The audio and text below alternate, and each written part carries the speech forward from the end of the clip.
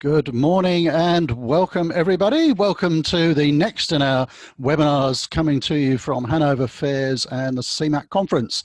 I'm Rob O'Byrne, the CEO of Logistics Bureau, and I'm your host this morning. And today we are very lucky to be talking to the one and only Lora Cecere from Philadelphia in the US. Welcome, Lora. It's great to have you with us.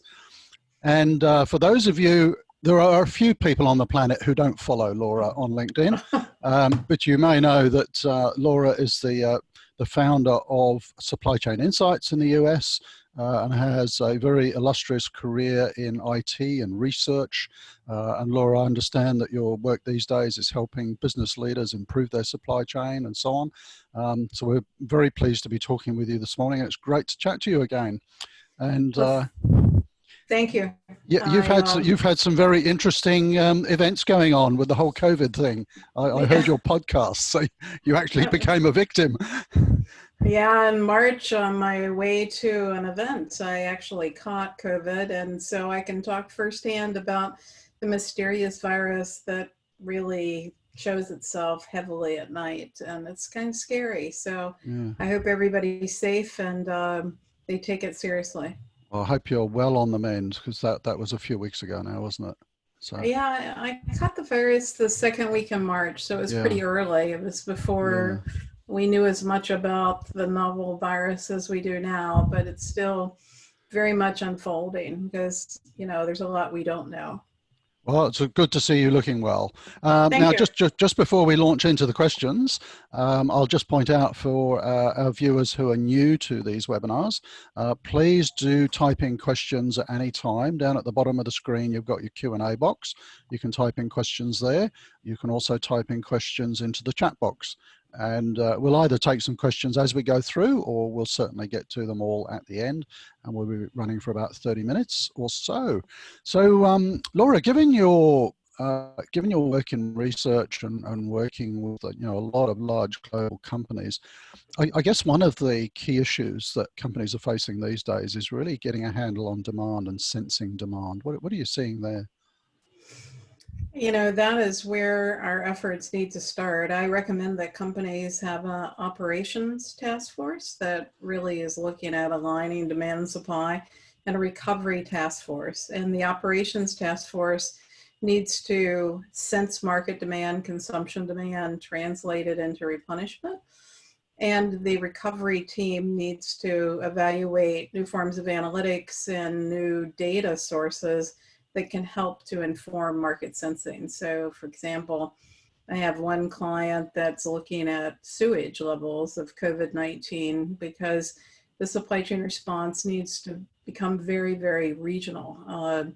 In fact, I have a client that says it's a lot like the hammer and the dance, that, you know, we're gonna basically have people come out and dance, and then, you know, we'll have a rebound of the virus and the hammer will fall and people will scurry back in. And every time the hammer falls, the market baskets will change, the buying patterns will change. And, you know, we just need to be good at market sensing. Historic order patterns are just not very helpful.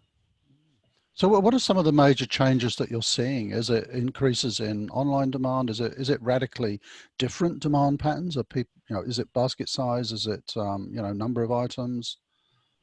Well, it varies across the globe, so it's hard to generalize, but, you know, in my locale, people aren't eating at restaurants. 40% of food consumption in the United States was at restaurants. So now people are eating at home, and they're baking because they're at home. So things like flour you can't find, or baking yeast you can't find.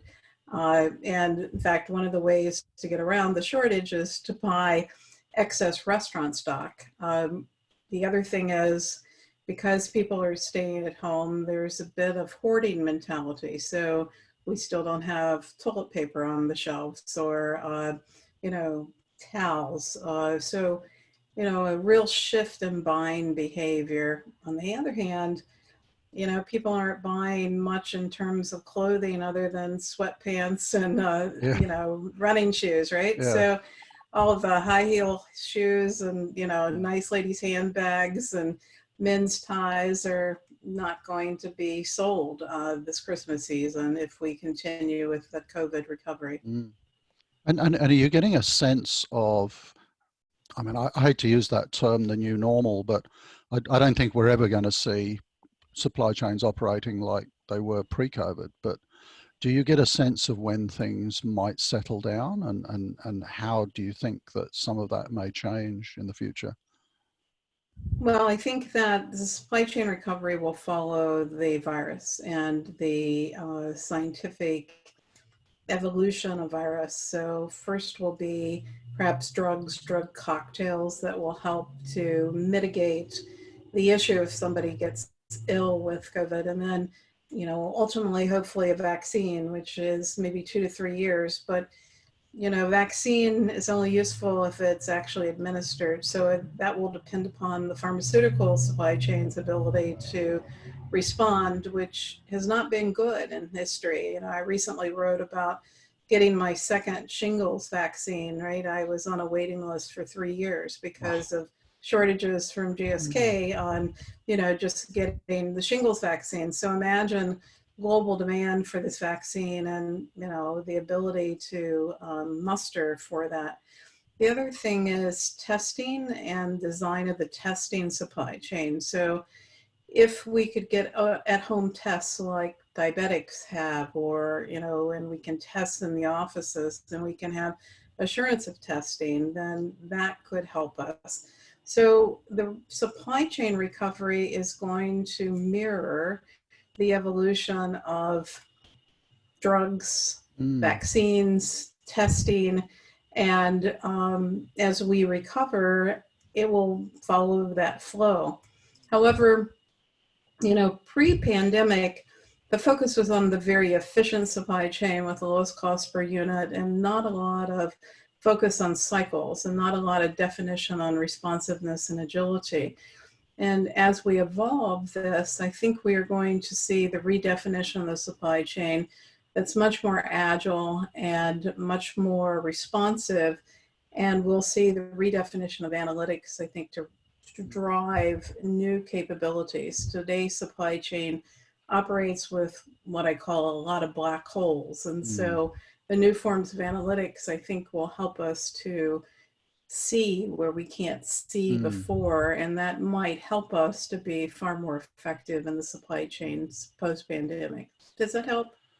Yeah, I mean, it's interesting your comments there on sensing demand about and the pharmaceutical supply chain. I was talking to somebody in one of our large pharmaceutical companies a few weeks ago, and they have asthmatic medicines, and that was fascinating because they had seen demand, go through the whole sort of bullwhip effect, and because they had asthmatics who were stocking up on the product, they had increased use by hospitals for asthmatic patients with COVID. And they had people running around who were buying the medication thinking it might help with COVID, even though they weren't asthmatics. So I'm sure you see that kind of fluctuation in many different products. I mean, how do people cope with that to understand the true demand from all the noise? Well, consumption is translated into true demand, or what that buying pattern was, but doesn't necessarily get you to market potential. So as we mine unstructured text and we look at outages, so in pharmaceuticals, if we look at outages in the shelves at pharmacies, or we look at the number of scripts that are filled versus unfilled. In food, we've got a lot of robots running around the grocery stores in the US, taking pictures of shelves. Well, that period that the shelf stays empty is a pretty good marker that there's need for a supply chain response. Now, we're not used to using pictures and images and going all the way to the shelf or all the way to activation in the case of a mobile phone. But consumption data and understanding not only what people are buying, but what they want to buy is their challenge. And that is not going to be the historic order pattern. So as you think about all of the demand planning systems that we've put in that are really set up to mine history, that's really irrelevant right now. That's interesting. Many years ago, I think it was Tesco who initiated the idea of the gap count in the retail stores, and literally staff would walk around and count the empty slots in the shelves, and that was a measure of stock availability. So, it's almost back to the future, isn't it? Yeah, or no Crazy. scan, right? The Yeah, period in which you have no scan of a product, right? yeah, Um, it needs to be a very different definition of demand. And things like collaborative forecasting, I mean, why waste our time? The sales forecasting is really irrelevant also, or market forecasting, right? It's really going to be driven by what happens with the virus and what the consumption patterns are going to be basically shaped by the virus and the recovery period. yeah. So we've got our first question coming up there. Are you finding it hard to predict demand? Yes or no? We'll have a look at the results of that in a second. Um, Maybe we could sort of move on from the demand element and look at the broader supply chain for a minute. How do you see companies redefining their whole supply chain capability in the light of what's going on? Well, I think five elements are really coming into play. One is I think that the supply chains will become more regional and we will not take logistics for granted.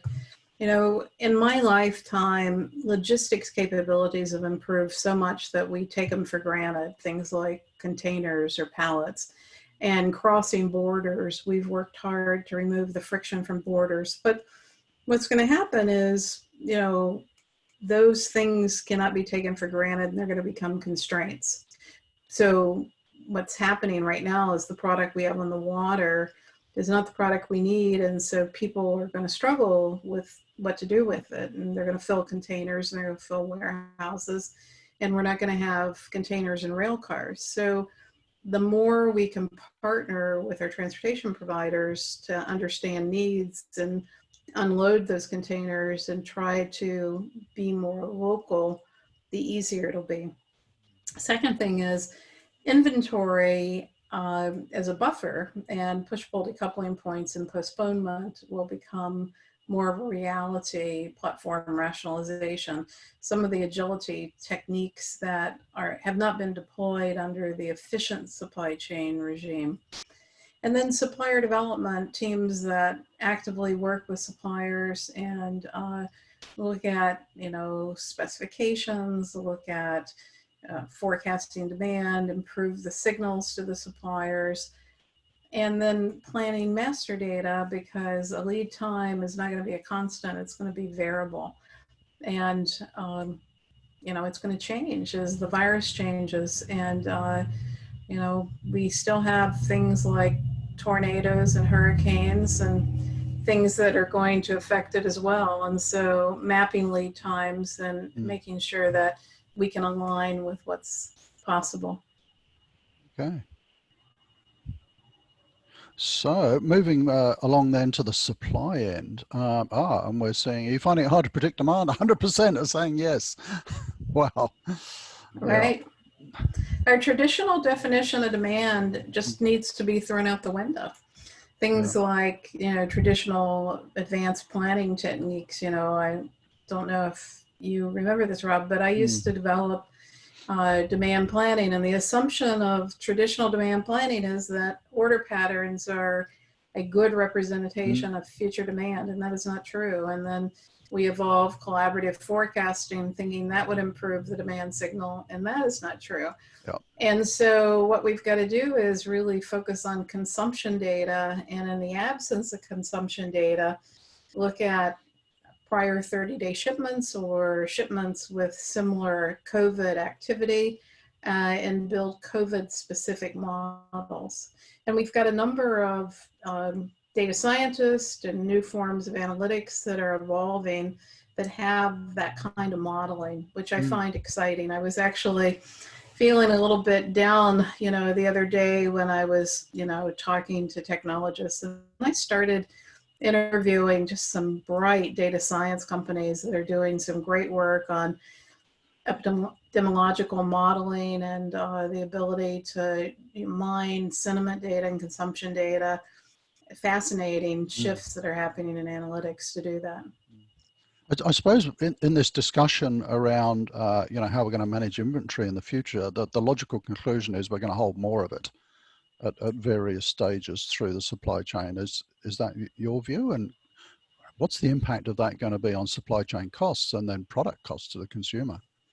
I don't know that we'll hold more of it. We had 30% more inventory going into COVID than we had going into the Great Recession in 2007. So, and that happened because of the focus on the efficient supply chain, where we had long lead times. If we're going to move to regional supply chains and we're going to focus on short cycles, we actually may have less Mm. inventory, and inventory may be right sized as a buffer, but we may see higher costs for labor and economy of scale. I'm not sure that's such a bad trade-off, because the shorter, more responsive supply chain will be required through this pandemic. So that kind of brings us on naturally then maybe to talk about the supply end of the supply chain. And what do you see there about sensing supply issues, supplier visibility, maybe realigning, supplier development programs? Well, 1/3 of companies have supplier development programs, which, one of the things that I hope people take away from this call is I need a supplier development program that focuses on helping the supplier. And the first thing is to map where are the supplier manufacturing facilities and distribution centers, and mapping those lead times because they're going to be variable. The second thing is thinking about how you can be a better supplier, how you can give the supplier better information, because if we look at the signals that we give the suppliers, they're laughable, right? We're not good at demand to the suppliers, and we have a lot of waste, and we don't have time for waste in this pandemic. So being able to share what's happening on the production line and holding production accountable for schedule adherence and aligning networks to be able to synchronize. We've had this fallacy that we need the integrated supply chain, and really we need the synchronized supply chain between manufacturing, supply, and logistics. The other thing is we're much better at outbound logistics than inbound logistics. One of the black holes of the supply chain is inbound logistics and tracking inbound logistics. And so I think we'll start to get much better there. So map where your suppliers are, track the lead times, reach out, build relationships through supplier development. Don't take logistics for granted, and stop doing things like transportation RFPs, because it just doesn't work in this time of uncertainty. That's a very interesting comment. Don't do transport RFPs. What's Right. what's what's the solution? What should people be doing? Well, I think what we should be doing is building relationships with core carriers. Now, I think we should do network design, and we should look at best practices within ranges on transportation with the carriers. But if you look at RFPs, even in good times, many times we had RFPs that didn't give us a feasible plan. And so while carriers would give costs, they wouldn't necessarily take the first pass tender. And so what we need to do is reach out, build relationships with carriers, get past the RFP, because the costs are going to fluctuate so much that we need visibility of the cost, and track the lead times and build this based on Mm. relationships. On the topic of transport providers, here in Australia, we've seen some of the smaller ones particularly really struggling. Are you seeing that elsewhere around the world, and particularly in the US? Is there going to be a big consolidation of the industry, do you think? I don't know that there'll be a consolidation, but there'll be struggle, and I think there'll be outages. And so one of the issues is logistics is an asset intensive industry, and we've squeezed those carriers to death. And part of supplier Mm. development is improving payment, working on improvement of accessorials, really getting to how can a company better work with transportation Mm. providers. What about the broader third-party logistics market, and maybe from a US perspective? How do you think that industry has responded over the last few months? Because I guess some might cynically say that the 3PL market can be somewhat lacking in innovation and flexibility. They sometimes maybe have different goals to their clients. But this has been an opportunity perhaps over the last couple of months for them to really step up and show their value. Do you think they've done that? Well, I just want to add one point to the discussion on logistics we just Mm, had. If people don't focus on being a good supplier, what we're going to find is logistics is going to be shorted. And in the shortage, people that aren't good suppliers are not going to get trucks, mm, not going to get lorries, not going to get containers. yeah. And so it's going to be a very different market. We've always assumed, just logistics as we need it, and then we just negotiate price. But here we're going to need to be much better of suppliers. Now, 3PLs vary around the world. A 3PL in Australia has a very different role than a 3PL in North America or South America or Europe. I personally am disappointed by the innovation of the 3PLs. And there is an opportunity for 3PLs to change the business models with this shift and perhaps offer content or perhaps offer e-commerce or new capabilities for contactless shopping, because we're going to have new business models evolve for contactless shopping that are going to require more postponement, more Mm. personalization. And, the 3PLs could offer us a great opportunity there, whether it's putting things together, like, today I had a box of food, which is meals, which are put together, and maybe, they help with the new business models. Mm, okay. We have a question now from Ingo. Will the shift to more B2C change how supply chains do things?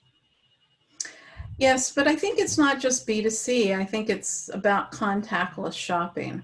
So if we think about contactless shopping, and I'll say hello to Ingo, and Ingo comes from a retail background, and Australia has strong retailers, even though you've got consolidation of the retailers.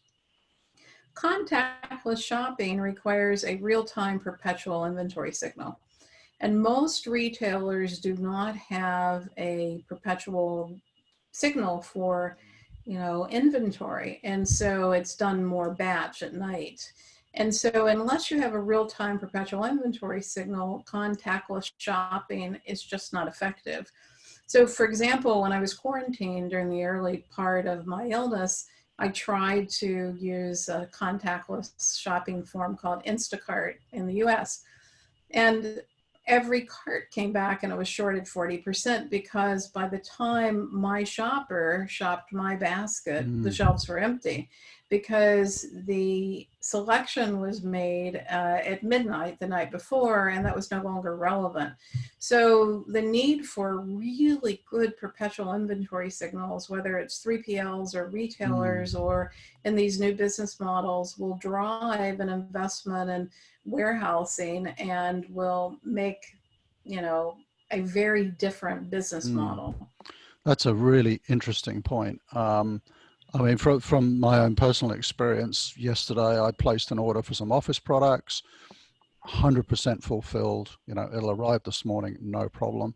But like you with grocery orders, I think what they're doing is picking from the local stores, and you might order 50 products, and then 2 hours before the delivery, you'll be told 20 won't be coming because they've done the picking that night. So I think that raises an interesting challenge then for businesses who are going to do a lot more click and deliver, that you've got to have that inventory visibility so that the consumer, when they order, can see that product's not available, here's an alternative. They don't want to find out just prior to the delivery that half the stuff isn't arriving. Yeah, and I think in the pandemic, particularly with quarantine, it's just not food, right? Why go into a retail store for apparel? Mm, If you need something local, why not do contactless shopping? I think the whole business models of contactless shopping will go across all categories, mm, and the need for real-time perpetual inventory signals, is going to be essential, Mm. and particularly for 3PLs, they're helping in that. Yeah. So great question, Ingo. That's got some good debate going. Anyone else, do feel free to put in questions into the chat box or the Q&A box. We've got a few minutes to go. Laura, maybe if I could just put a very broad question to you. If you had your crystal ball looking a year out, maybe, what would you say are 3 essential things that we're going to have to focus on in the supply chain now? Things that may radically need to change. Well, I think a year from now, we're still going to be in the pandemic. When I first started writing about this, I mistakenly characterized it as the recession recovery. Mm. This is not going to be a V-shaped or a U-shaped or a W-shaped recovery. The shopper will fundamentally change, the markets will fundamentally change, and it's going to continually change. I talk about it as the hammer and the dance. That, we basically are going to have low levels of virus, and then everybody will come out, and then we will start doing things we used to, whether it's church or parties or bars or restaurants, and then the virus will spread and the hammer will come down. And so the focus is going to be very regional, very much about responsive supply chains, very much about short lead times. And I think that we will get good at that. The time issue in the supply chain is not something that we've done a good job at. Whether it's latency of data, batch cycles, the ability to track planning lead times, to manage cycles, to be disciplined about it. And I think we will get good at that. Network design, I laugh that I was a chemical engineer and, I couldn't get out of engineering school unless I could design a distillation column and a heat exchanger. Well, that doesn't do any good now, but only 10% of people actively design their supply chain. And even fewer hold themselves to the constants of lead times for lead time reliability. I think that will change. It will become fundamental. So number one, we will get good at local supply chains, regional supply chains, the hammer and the dance, focus on cycles, focus on real-time perpetual inventory.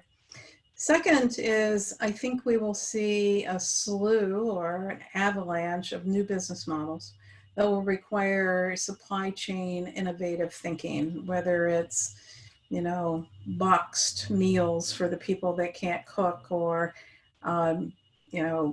in-home, online hospitals, or, thinking about how do we do basic everyday things. And those contactless shopping vehicles are going to require us to imagine the supply chain that we've never imagined before.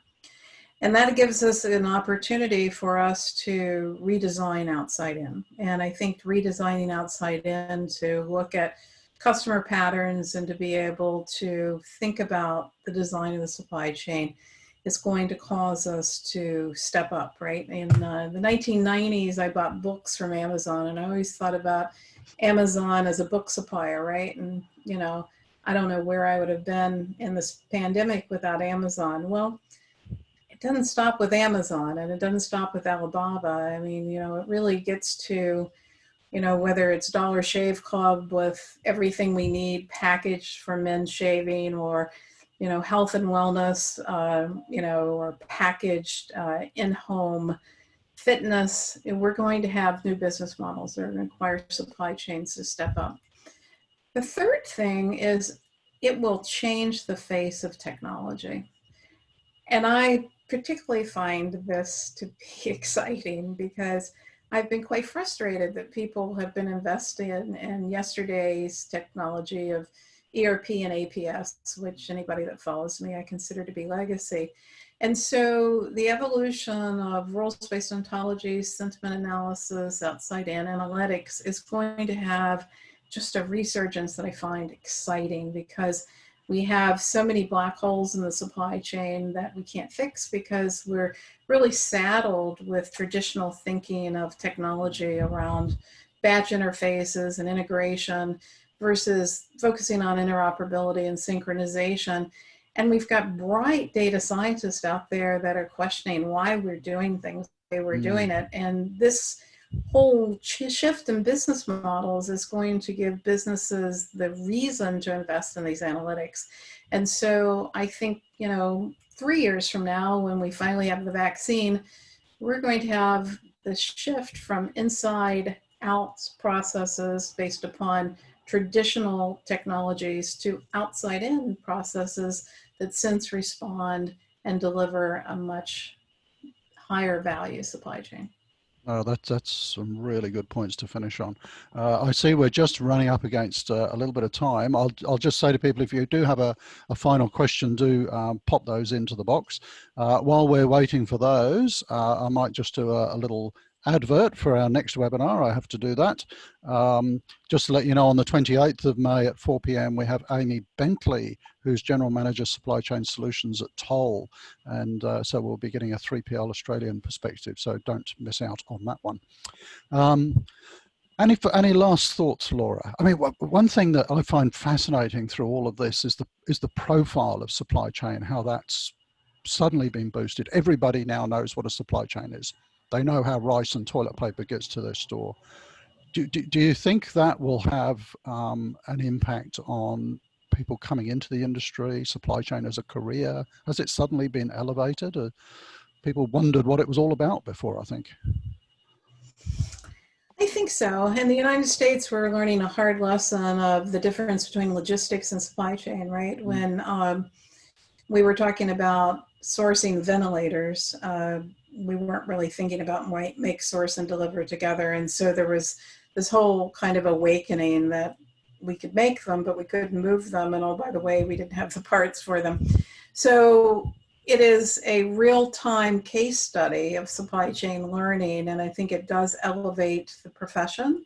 And I'm hoping that, consortia, academics around the world step up to give us this next generation of students and thinking.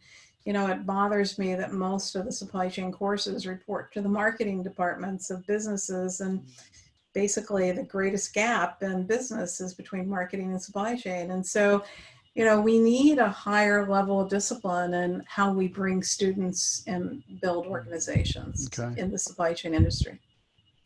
Great insights. So, Lora Cecere, thank you very much for joining us today. Evening in your part of the world, yes, and early morning for us. It's been fascinating talking to you.